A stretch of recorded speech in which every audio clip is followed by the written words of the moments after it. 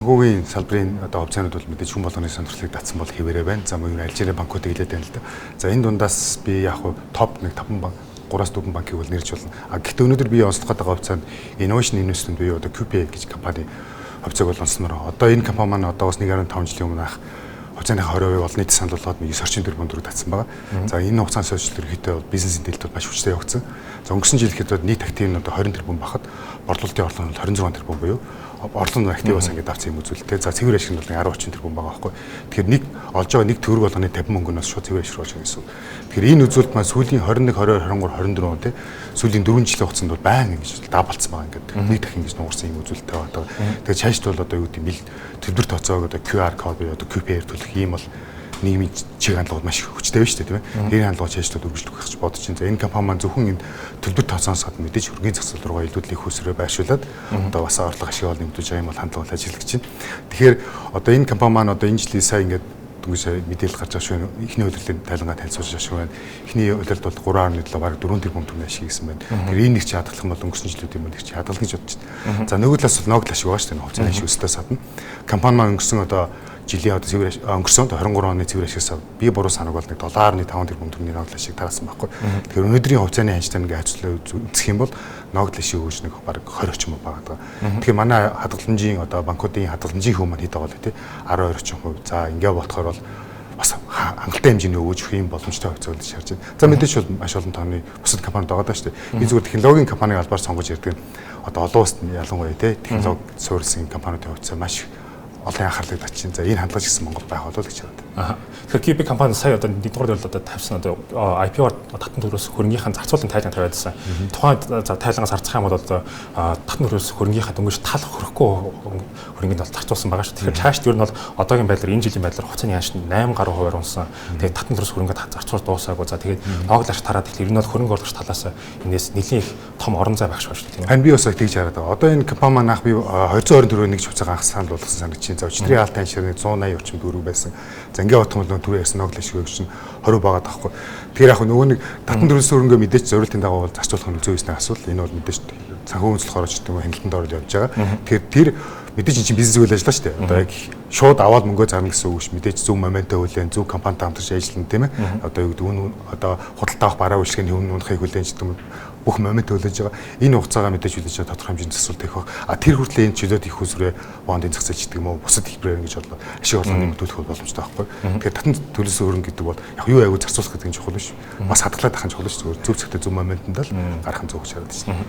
Тэгвэл Монголын хөрөнгөний зах зээл QPA технологийн компани онцолж байгаа бас Азийн зах зээл олон улсын зах зээл ямар хугацаанд хөрөнгө оруулалт анхаарах хэрэгтэй. Бас л технологийн компанитай бас ярьж байгаа санагдаа. Одоо AMD гэх нэг компани байгаа. Одоо бид бүгдээ ярьдаг Nvidia гэж компани байдаг. Энтэй хамгийн том өрсөлдөгч компани байхгүй. AMD компани гол онцлог нь одоо Nvidia-тай харьцуулах юм бол баланс шийд буюу баланс хэвлэлт аягүй цэвэр өөрөөр өөрчлөлт аягүй багтай.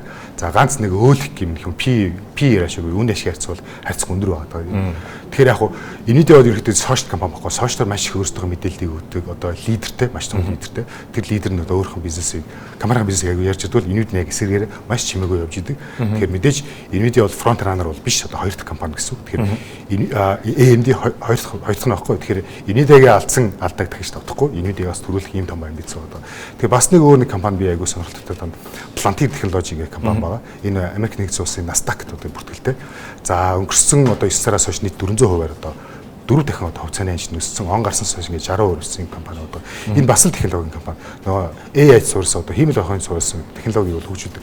За бусад компаниудаас ялгарх хамгийн том онцлог нь Америк нэгдсэн улсын батлан хамгаалахын яамтайгаа хамтарч ажилладаг. Тэгэхээр нөгөө батлан хамгаалах яамд ашиглагдж байгаа янз бүрийн одоо технологи, софтвер те энийг одоо хиймэл хоёр ухаан суурилж одоо ийм бүтээгдэхүүн хөгжүүлдэг гэдэг гэсэн үг байхгүй. Одоо бид бүхэн мэдж байгаа манай дэлхий дахиж одоо ингээд дайны нөхцөлтэй байна шүү дээ. Манай Украин, Орос, за мөн бусад сая энтхий Пакистангаа бас нэг нэлээд ширүүслээ, Израильгаа бас ширүүслээ. Тэгээ энэ бүхэнд одоо ашиглаж байгаа технологи нь одоо юу айгуу одоо бит одоо боо зэвсэг одоо танк гэхээс илүү чинь технологи суурьсан байлдан одоо сөргөлтөнд бий болоод байна шүү дээ. Тэгэхээр Америк нэгдсэн улс талд бол энэ талаас бол айгүй том спорт үздэг компани байхгүй. За энэ компани бас сүүлийн үед одоо зөвхөн төрийн компани буюу одоо Америк нэгдсэн улсын батлан хамгаалахын яамтай харьцахаас илүү одоо бусад коммерчл талруу хөвлөх орж иж байгаа гэсэн юм хэлээ байгаа. Тэгэхээр Америкийн улсуудаар бүртгүүлсэн бод нэг технологийн компаниуд хувьцааны ашиглал энэ хоёр өөр төр дүнд харагдж байна л да. Ийм компани хувьцааны ашиглал энэ ихэд одоо баг одоо улаан бусдаар ажиллаж байгаа. Палентер компани хувьцааны ашиглал таны хэлснээр 60% өссөн. Тэгэхээр ийм байдлаар одоо хамгийн гол юу нь бол тарифын нөлөө байх шүү. Тарифын нөлөө болон Дональд Трампын одоо ерөнхийлөгчийн засаглал байх шүү. Тэгэхээр энэ холбоотойгоор та ямар нэг мэдээлэл өгөх вэ? Энэ оны 1 сард Goldman Sachs яг хэлсэн байхгүй. За энэ угаасаа Трампын хамгийн их хүсдэг юм бол хөрөнгөний зах зээлийг хөгжүүлэх тэр бол ойлгомжтой. Трампын одоо хийхийг хүсэж байгаа юм нь болохоор тарифын асуудал байсан. Гэтэ Goldman Sachs үүсгэсэн мэдээж тариф ногдуулсан цаг хугацаанаас. Гэхдээ энэ тарифыг эргээд негошиэт буюу одоо хилцэлд орно. Угаасаа нэг талын зөвхөсөн санаачлал хийж хоёр талын бизнес үл явдаг. Яг энэ одоо өдөр зүгээр явсан шүү дээ. Сайн ингээд 2-3 хятад ногдуулсан тарифаа 90 хоногор хойшлуулад хэлцэлд орё гэж сая өчтөр Европт ногдуулсан тариф бас эргээд харагч. Тэгэхээр тарифын нөлөө байгаа. Тэгэхээр тарифын нөлөө нь хамгийн сонирхолтой та бүхэн санаарсан бол энэ технологи суурилсан салбарт илүү баг хүртэж байгаа байхгүй. Трамч нөгөө нэг бид нар юугаараа дутуу юу хэрэгтэй гэдгийг мэдж байгаа юм ухаантай хүн шүү дээ. Тэгэхээр одоо Nvidia ч гэдэг юм Apple ч гэдэг юм энэд бол тарифын нөлөө харьцангуй бага.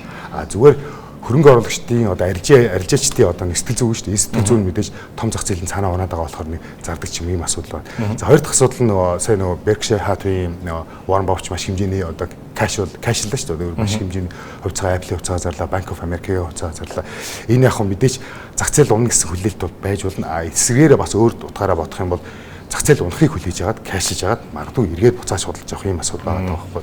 Тэгэхээр яг энэ одоо юу гэдэг бэлэн мөнгөний одоо үлдэгдэл миний сүүлд авсан мэдээлэл 400 орчим ихнээд тэрбум $10 хүрчээд байгаа юм билээ. Энийг бол баг 60-70% нь бол манай хүнийх бол байгаа да. Одоо энэ хувьцаа бэлэн мөнгө ихэнхдээ улсын газрын одоо Америкийн төсөөс трэшэд байршуулж гэсэн юм мэдээлэлтэй. Явандаа энэ үүрэ мэдээж хувь зориуд орно хизээч одоо тэнд бол байхгүй байхгүй. Тэгэхээр Трампын зурт хугацааны болон хөрөнгөний зах зээлээ өсгөх манай Berkshire Hathaway гэсэн үгс хувьцаанд л хөрөнгө оруулна шүү дээ. Өөр хаана хөрөнгө оруулах вэ тий. Тэгэхээр одоо олон улсын зах зээл дээр харцах юм бол мэдээж хөрөнгөний зах зээл, хугацааны зах зээл дээр бол хугацаанууд янз бүр хэлгэнтэй байгаа. Гэхдээ харин бондын зах зээлээр эсрэгээр одоогийн байдлаар сүүл нэлийн их тослоход төлөвлөж. Тэгэхээр энэ үед одоо хөрөнгө оруулагчид аль тал руугаа чиглэх хэрэгтэй юм бол? Би нөгөө банк хэлээд нөгөө насаас хамаарна, цаг хугацааны хамаарна, эрсдэлтах одоо толеренсээс хамаарна, одоо санхүүгийн мэдлэгээс хамаарна.